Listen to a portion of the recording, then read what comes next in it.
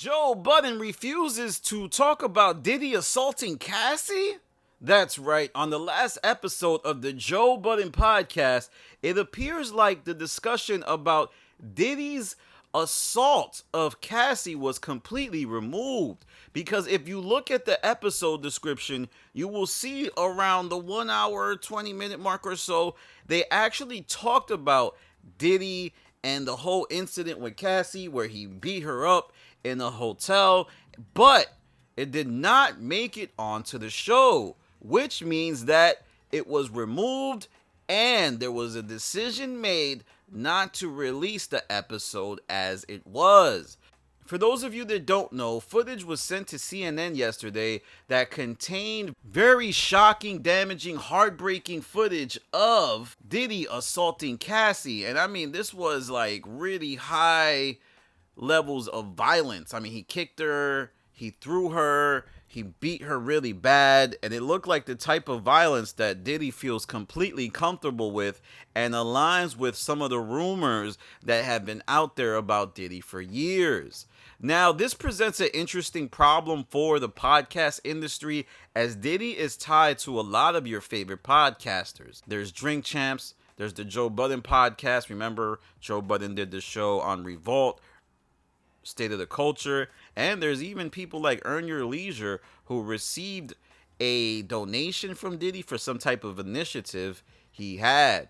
Now, why did Joe Budden decide to edit out the conversation? Could it be that maybe he felt like he didn't treat the topic well? Could it be that there was some disagreement amongst the cast about talking about this in terms of maybe somebody felt like Diddy was a jerk and somebody else may have felt like, we gotta wait and see what happens with Diddy's case? Because Emanny went to Twitter and castigated Diddy for how he appeared in his footage, basically saying he's a sick individual, an evil person, he's a monster, which to me showed a lot of courage because even though Diddy very clearly did assault Cassie, I don't see many people talking about it. Like, I don't see many podcasters, I don't see many famous people having a discussion about it.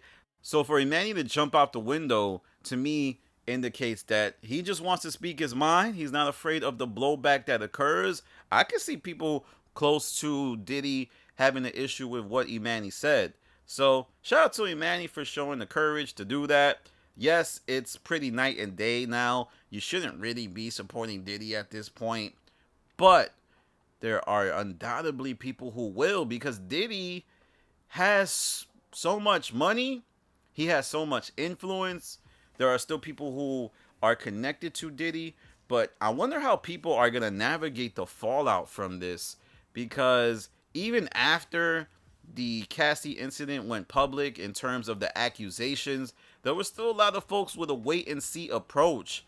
And now the wait and see approach seems to be evolving into a buying time approach where people are going to kind of buy time to handle how they deal with this. I think you could see podcasters hiring PR teams, making public statements, but for the most part, the Joe Budden podcast is off to a bad start. As they released the episode, they didn't discuss Diddy, but in the episode description, it's pretty clear that Diddy was discussed, but a decision, whether by Joe, Ian, whoever runs the network, was made to take that part of the conversation out.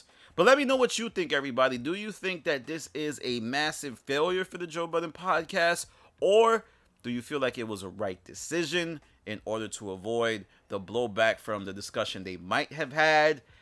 Yeah, I mean, last time Joe talked about the Diddy Cassie thing, it was controversial as well because remember, he released the episode, then put it behind a paywall. Then it was revealed that 15 minutes were edited out because, they didn't want to include that conversation. Then those 15 minutes came out, and then those 15 minutes turned out to be really normal stuff that Joe could have easily left in, which would make you think that he just was afraid of bashing Diddy too much.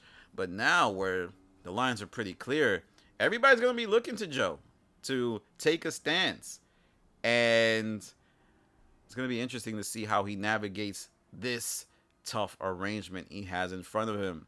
All right, y'all, that's my video for today. What will you do now that it's over for Diddy in a lot of ways? He's still going to be rich. He still probably will be a free man. I don't know if he's going to get convicted. I don't know what the feds have on him.